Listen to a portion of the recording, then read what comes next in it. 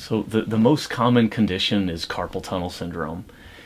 The reason why it's common is because we're all pretty active and living longer and longer, and we have more demands on our hand for independent living, activities of daily living, whether someone's older and still trying to live on their own and cook clean and take care of themselves, or someone is young and has a demanding job.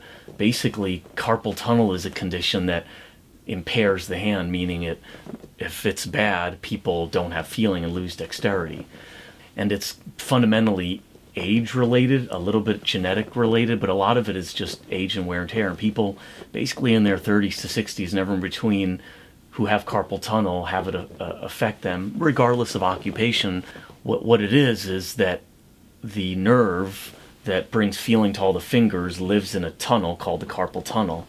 The tunnel is a conduit, and with age, like a lot of our structures that just get tighter and don't give anymore, like our blood vessels and different structures like heart, coronary arteries, the little tunnel, the carpal tunnel in the wrist is the same. And so with age, the tunnel will get a little tighter and not give when people have swelling around the nerve and the tendons. And so then the nerve will feel pinched off in that tight tunnel, and people will have numbness and pain that affects them negatively, meaning they have numbness, they lose dexterity, they can't hold on to a steering wheel driving or use power tools at work. Just in the 50s and 60s was that when typing and keyboards first were used by a lot of workers in many different environments, and people who had carpal tunnel were doing a lot of occupations that demanded a lot of hand use from keyboarding.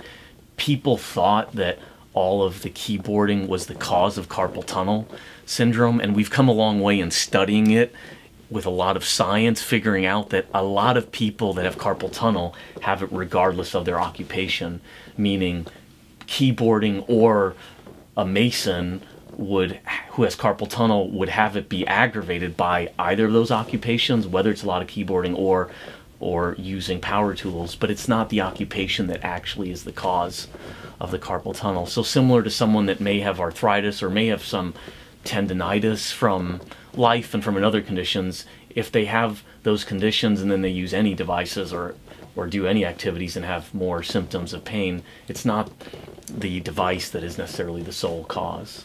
When BlackBerries first came out, people thought that, and so anyone who said their thumb was sore that was asked to be seen in the beginning was sort of told they had like BlackBerry thumb.